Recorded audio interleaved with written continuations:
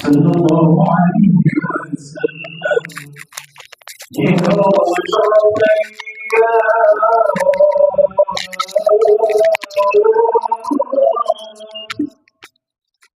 يا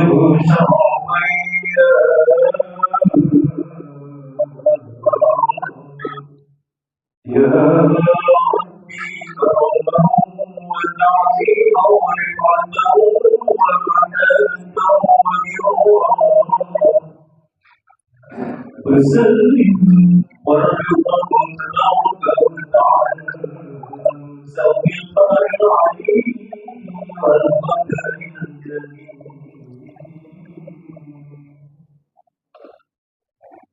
سلامنا وإمتنا وضوارنا بمكر وعمر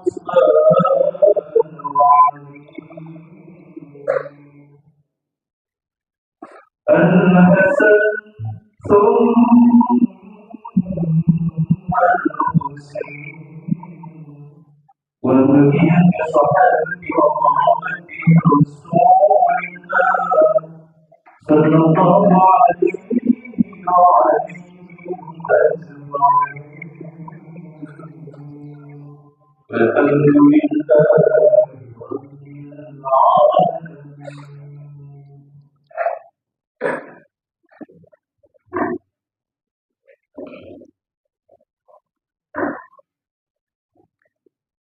Assalamualaikum warahmatullahi wabarakatuh. Ya Rabbi bil Mustafa balligh maqasidana waghfir lana ma madha ya wasi'al karami.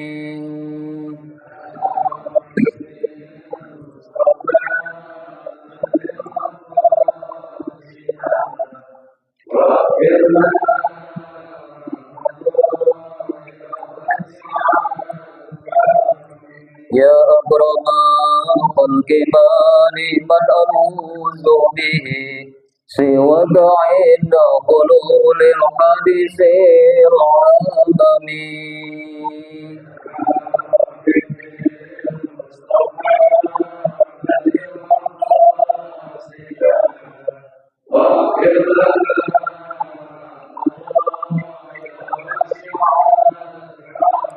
Ya nafsu la taqnati min zallatin azuman innal kaba'ira fil ghufrani kallamami.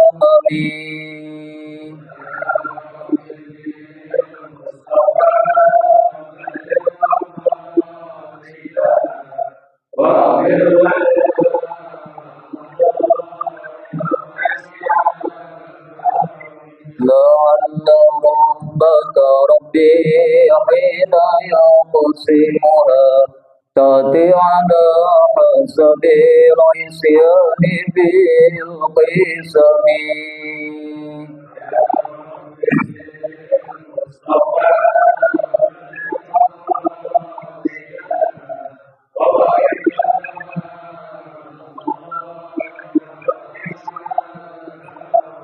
اللهم صل وسلم وبارك عليه. الحمد لله الذي وكفى والصلاة والسلام على سيدنا المصطفى وعلى آله أهل الصدق والوفاء أما بعد. Bapak-bapak jamaah musalla Nur Hidayat, mari kita selalu memanjatkan puji dan syukur kehadirat Allah Subhanahu wa taala yang senantiasa melimpahkan karunia serta nikmat-Nya kepada kita semua, sehingga pada kesempatan malam hari ini alhamdulillah kembali bersama-sama kita dapat hadir untuk mengikuti ta'lim rutin yang biasa kita adakan. Mudah-mudahan hadirnya kita pada kesempatan malam hari ini selalu dalam lindungan dan dalam curahan rahmat Allah Subhanahu wa taala. Salawat teriring salam, tidak lupa pula kita sanjungkan keharibaan junjungan kita baginda Nabi besar Muhammad sallallahu alaihi wasallam beserta keluarganya, para sahabatnya dan umatnya yang istiqamah di dalam menjalankan syariat-syariatnya. Mari saja ta'lim kita pada kesempatan malam hari ini kita buka dengan Ummul Quran suratul Fatihah, dan selalu kita berharap kepada Allah Subhanahu wa taala semoga dengan barokah Ummul Quran ini apa yang akan kita kaji dan kita pelajari di malam hari ini bermanfaat untuk kita semua fid din wad dunya wal akhirah. Bismillahirrahmanirrahim. Al-Fatihah ala hadhihi niyyah wa ala kulli niyatin salihah wassalamah wal afiyah wal barakah wal ilman nafi'ah wa ila hadratin nabiyil mustafa Muhammadin sallallahu alaihi wasallam wa li khususan al-muallif hadzal kitab Al-Syekh Zainuddin Al-Malaybari wa li khususan sahibul maqam al-walid wal maghfirlah ولجميع المسلمين والمسلمات والمؤمنين والمؤمنات الأحياء منهم والأموات ولأصحابه الكرام الفاتحة. أعوذ بالله من الشيطان الرجيم. بسم الله الرحمن الرحيم.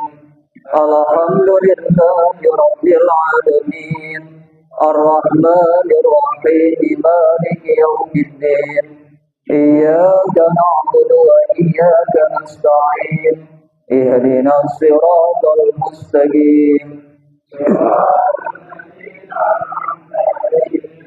غير المغضوب عليهم ولا الضالين رب اغفر لنا ولوالدينا آمين.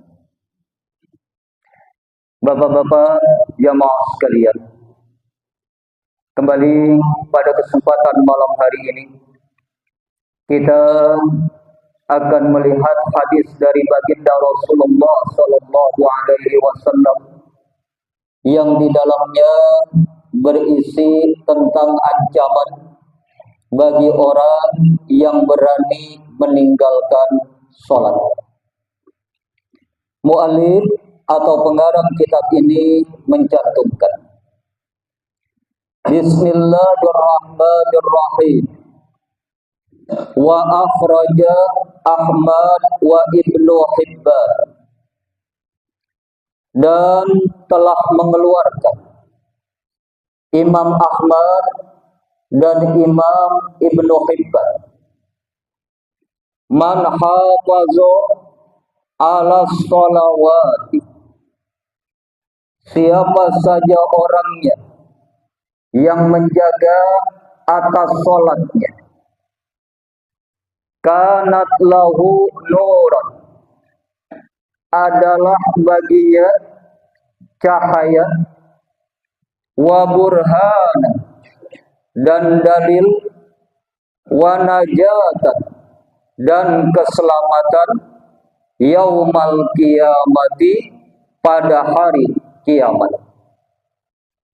Wa man lam yuhafiz alaiha, dan siapa saja orangnya yang tiada menjaga atas sholatnya, lam yakun lahu nur, tiadalah baginya cahaya, wala burhan, dan tiada baginya dalil, wala najat, dan tiada baginya keselamatan. Wa kana yaumal qiyamati, dan adalah ia pada hari kiamat, ma'a Qarun, bersama dengan Qarun, wa Fir'aun, dan Fir'aun, wa Haman, dan Haman, wa Ubay bin Khalaf, dan Ubay bin Khalaf. Bapak-bapak jamaah sekalian, inilah hadis yang selanjutnya yang disampaikan oleh baginda Rasulullah sallallahu alaihi wasallam Kemudian dikeluarkan hadis ini oleh Imam Ahmad dan Ibnu Hibban,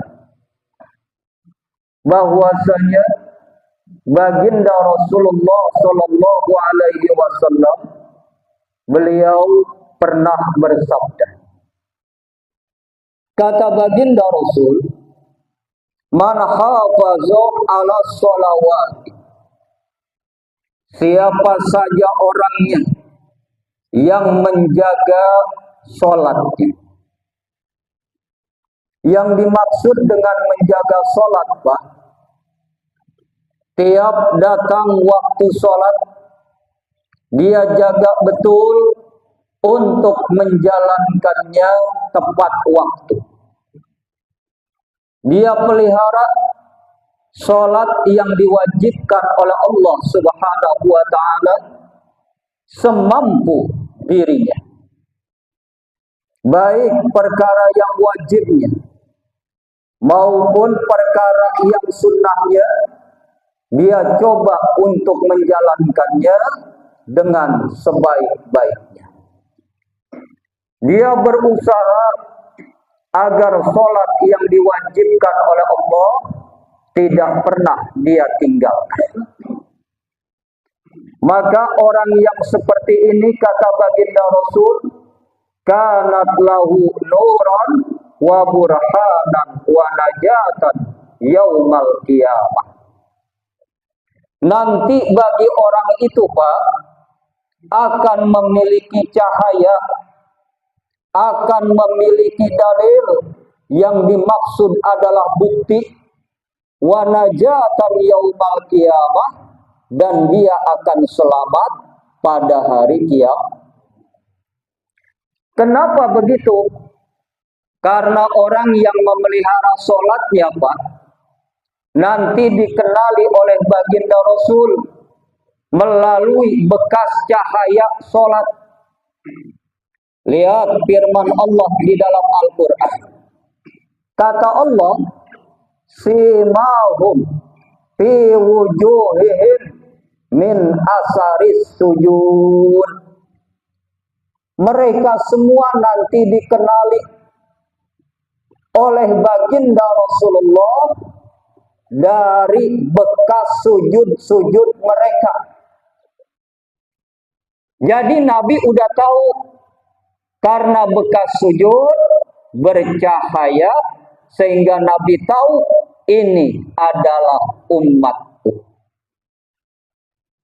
Dan tiap wajah orang-orang yang bercahaya ini dikatakan gharra muhajjalin, betul-betul bersinar, mengalahkan sinar bulan purnama. Inilah yang dikatakan cahaya pada hari kiamat, sehingga orang yang memelihara sholatnya diketahui oleh baginda Rasulullah.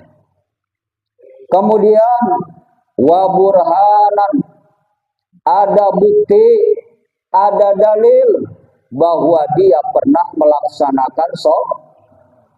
Apa buktinya? Buktinya banyak, Pak. Tiap anggota badannya akan menjadi saksi di hadapan Allah.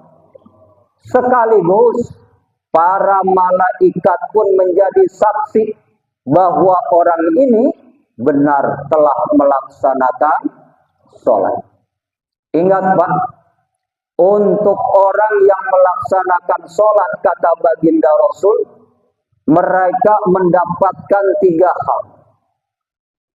Hal yang pertama, rahmat Allah dari langit turun bagi orang yang melaksanakan sholat. Yang kedua, para malaikat mendoakan orang yang sholat. Kalau malaikat mendoakan, berarti malaikat menyaksikan seorang hamba Allah sedang melaksanakan sholat. Apa kata malaikat? Allahumma ghfir lahum warhamhum. Ya Allah, ampunilah hambamu ini, ampuni mereka dan rahmati mereka. Sampai kapan? Sampai kita selesai, Pak, daripada mengerjakan sholat. Dan ternyata bukan hanya itu. Sampai kita keluar dari masjid, keluar dari tempat sholat, bahkan sampai kita mengalami yang namanya hadas. Contoh, pas begitu selesai sholat kentut, ini ampunan yang dimintakan oleh malaikat terhenti sampai di situ. Tapi kalau kita nggak berhadas, doa dari malaikat ini terus terlimpah bagi orang yang melaksanakan sholat. Itu yang kedua.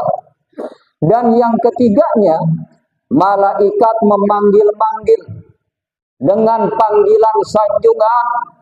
Ini adalah hamba Allah yang telah menjalankan perintah Allah.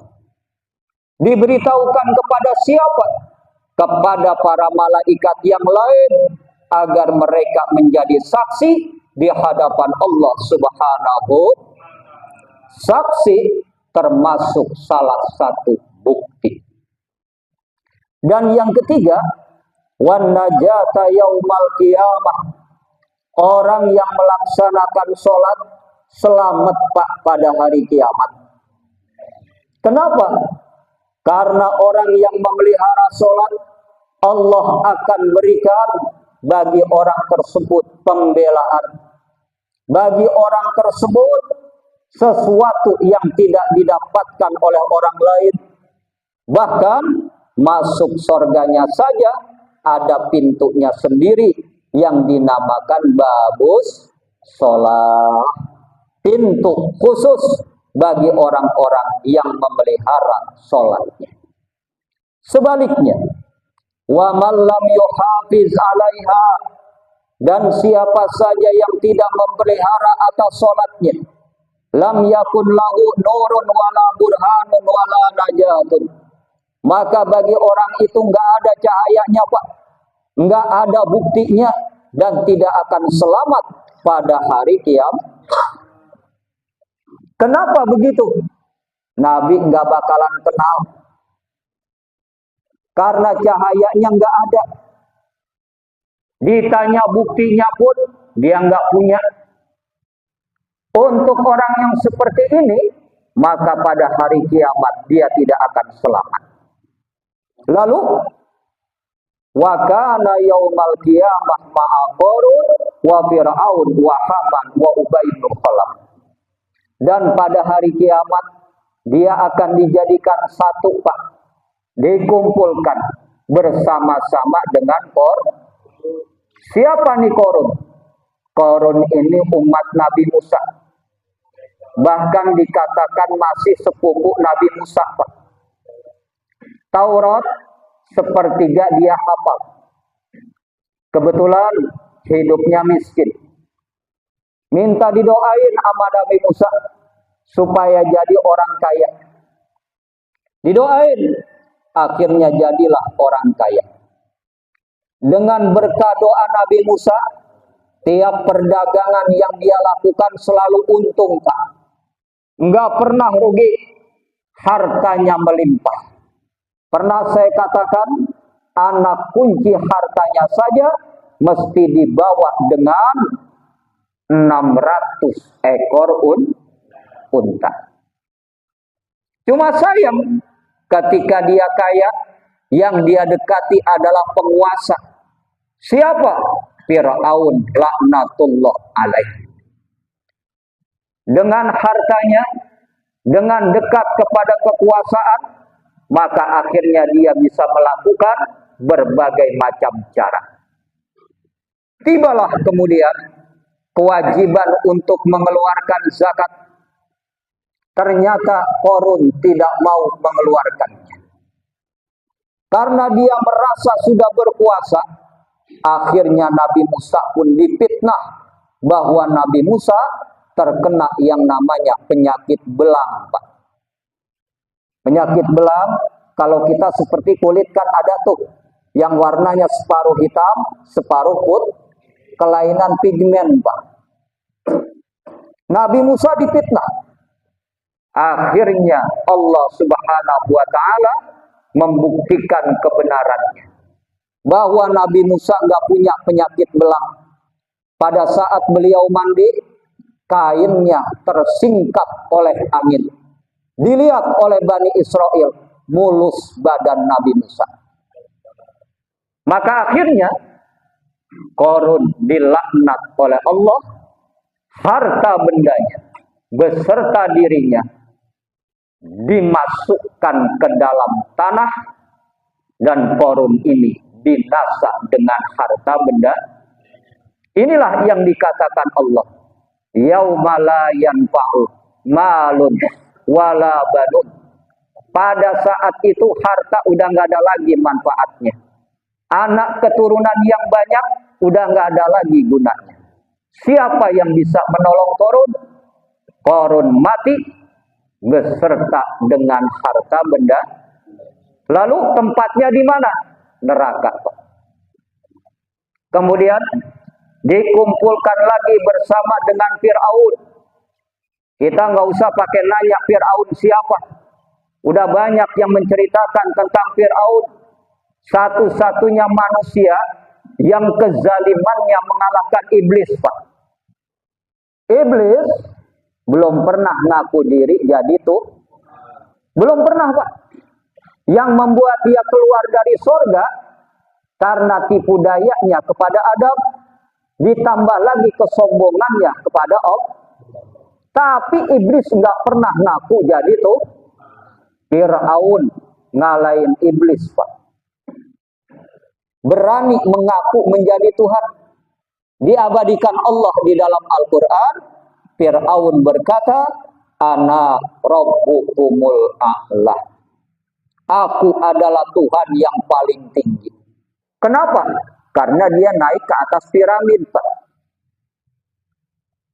Sehingga dia berkata, akulah Tuhan yang paling tinggi. Kata-kata ini membuat Allah marah kepada Fir'aun.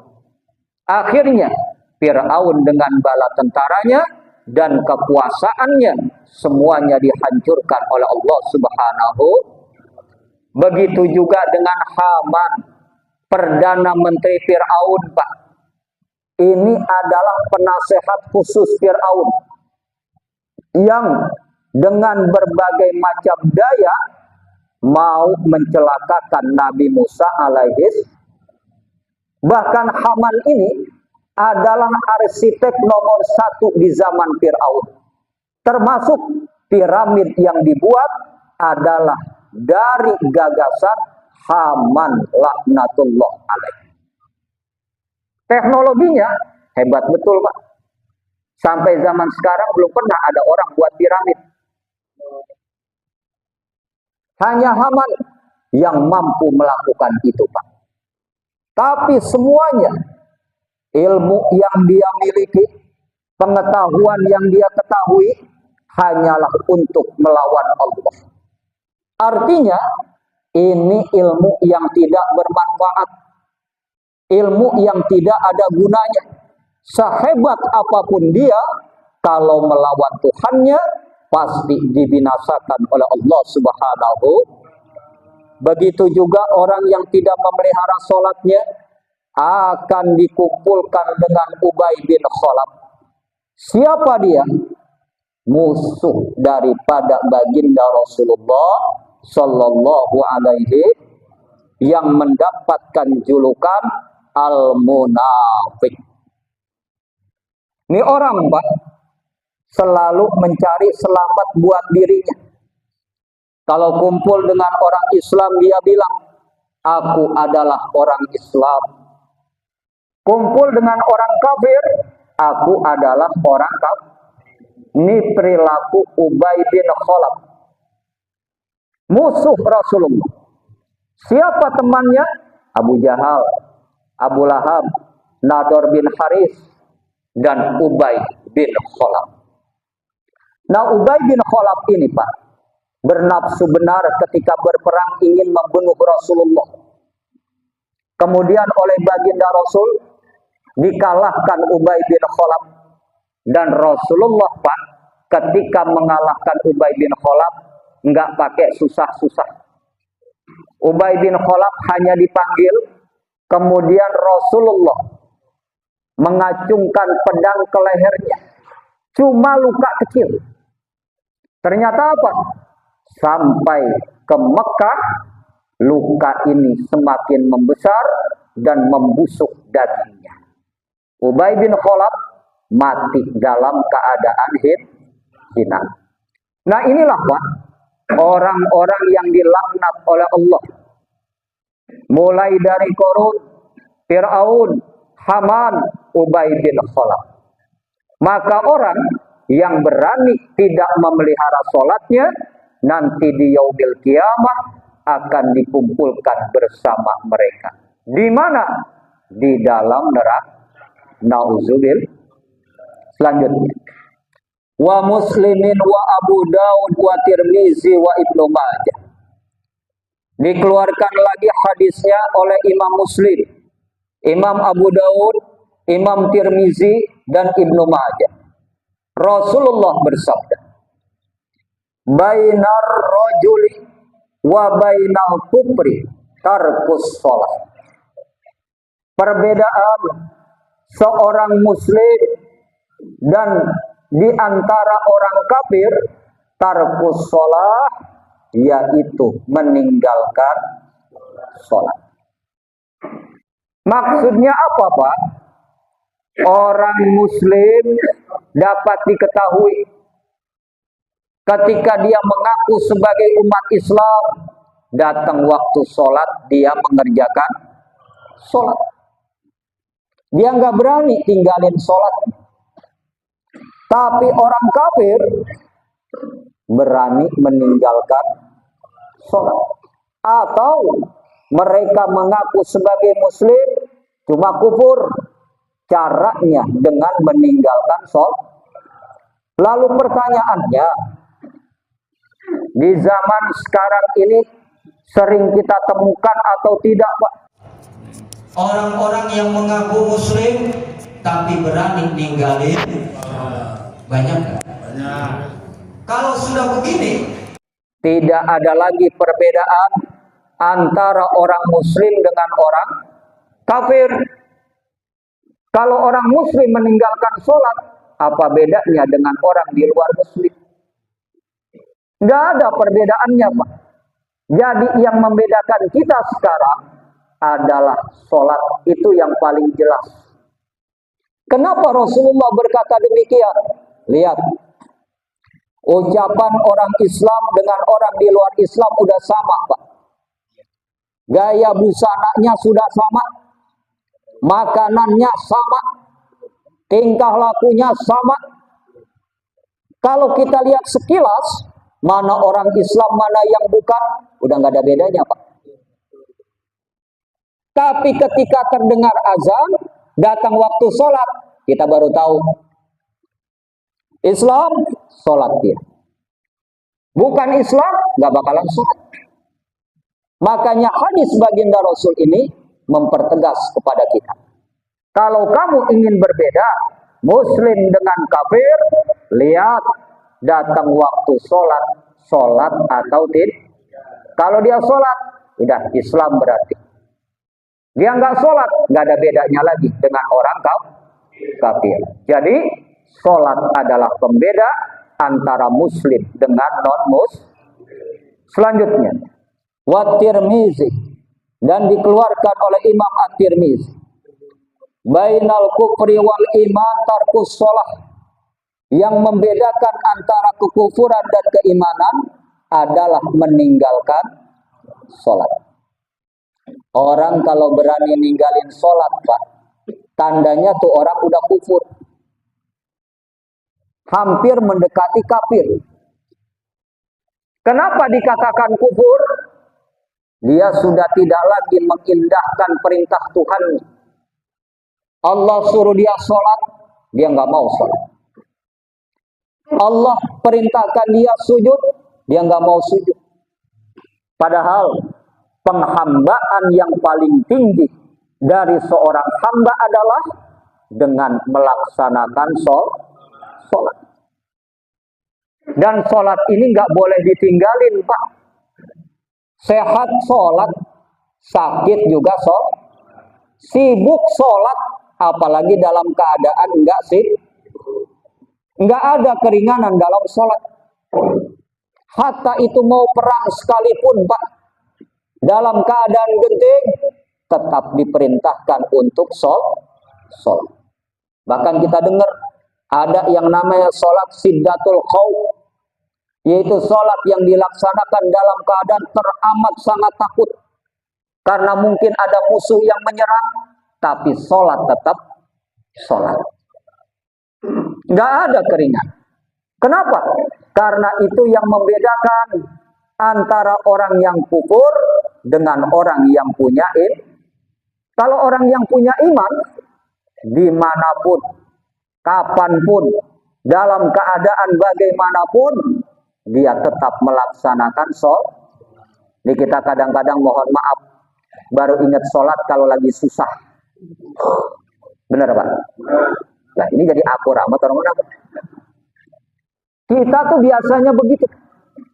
Kalau lagi susah, ingat sholat. Dan hebatnya, sholatnya khusyuk banget, Pak. Emang apa? Ada yang dipinta. Benar, Pak? Banyak yang begitu tuh. Lagi dalam keadaan kesulitan, sholat khusyuk banget. Ada yang dipinta. Bahasa kasarnya, tuh dia nyuruh Tuhan. Benar, Pak? Coba kalau dia nggak dikasih susah, boro-boro ingat sholat. Kadang dia sholat, cuman sholatnya begitu, ala kadarnya. Banyak nggak? Ya model kita begitu, Pak. Nah inilah yang menjadi pembeda. Sedangkan orang yang beriman, sholat ini bukan hanya sekedar menggugurkan kewajiban, tapi menjadi kebutuhan buat dia, Pak. Karena dengan sholat, imannya semakin bertambah. Dan harapannya, melalui sholat, dia akan mengenal Tuhannya dengan sebenar-benarnya. Pertanyaannya, Pak, sudahkah kita merasakan nikmatnya ibadah, terutama sholat? Pernah, Pak? Saya kasih contoh. Kita kalau maksiat, kenapa kita maksiat? Karena nikmat. Contoh, orang main judi, senang dia main judi. Karena nikmat main judi, Pak, kalau menang. Kalau kalah, gantung kolor. Benar. Dia bisa merasakan nikmatnya judi karena menang. Mabok. Dia bisa merasakan nikmatnya mabok pas ngeplay, kata yang tukang mabok. Kali curiga sama saya lagi. Saya pernah juga. Karena kadang-kadang ada begitu, Pak. Benar? Dia mengatakan zina itu nikmat karena dia bisa menikmati. Artinya apa? Kita bisa mengatakan maksiat nikmat karena kita bisa menikmatinya. Tapi pernahkah kita mengatakan ibadah nikmat, sholat nikmat? Pernahkah? Ini segini banyaknya apa nggak ada yang jawab sih? Karena nggak semua orang bisa merasakan nikmatnya ibadah. Kayak puasa nikmat betul. Tahu-tahu udah maghrib. Benar apa nggak kira-kira? Nah, dari Johor udah ke Sulamulu, aus amat sih. Benar, Pak? Haji nikmat betul haji. Benarkah demikian? Kagak. Ternyata di sono dia ngeluh-ngeluh. Benar, Pak? Artinya apa? Kita belum tentu bisa merasakan nikmatnya ibadah. Tapi nikmatnya maksiat, kita bisa ngomong. Ngapa sih main judi? Lah enak main judi, lu nggak tahu aja. Benar, Pak? Zina, enak zina. Dan seterusnya. Kita bisa mengatakan maksiat enak karena kita bisa menikmatinya. Tapi kita nggak bisa mengatakan ibadah enak, sholat enak, karena kita belum bisa merasakan. Maka yang bisa merasakan itu adalah iman kita, Pak. Keyakinan kita. Orang yang yakin betul dalam ibadah, lupa segala-galanya, Pak. Lihat sahabat baginda Rasul, manusianya sama dengan kita. Tapi kenapa kualitasnya mereka berbeda? Karena mereka bisa merasakan nikmatnya ibadah. Lalu apakah mereka langsung bisa begitu? Ya kagak Pak, latihan. Sayyidina Ali saja. Itu latihan dididik oleh baginda Rasul. Makanya kita ngaji begini Pak. Setiap malam Senin tujuannya apa? Supaya kita bisa merasakan nikmatnya ibadah. Sholat, datang ke majlis taklim. Kita bisa merasakan nikmatnya itu. Sehingga apa? Kita merasa rugi pada saat meninggalkan ibadah. Nah yang terjadi sama kita kan sebaliknya. Benar Pak? Ninggalin sholat kan apa-apa, besok masih ada johor. Ada yang ngomong gitu Pak? Ada nggak? Majlis taklim besok masih ada. Gitu Pak? Seakan-akan kita belum merasakan nikmatnya ibadah. Maka ini butuh latihan. Sayyidina Ali dites sama baginda Rasul. Ali, kalau engkau bisa sholat dengan khusyuk, aku kasih sorban. Pilih yang mana? Yang hijau apa yang merah? Kata Sayyidina Ali, siap ya Rasul. Sholat Sayyidina Ali. 2 rakaat cuma. Selesai sholat, Nabi tanya, yang mana Ali? Yang hijau ya Rasul. Kata baginda Rasul, engkau tidak khusyuk dalam sholat. Kenapa? Karena dalam sholat engkau memikirkan milih sorbannya yang mana. Kita masih begitu nggak Pak? Lah pasti kita Pak. Allahu Akbar. Mikirlah kita. Benar Pak? Bagaimana mau khusyuk?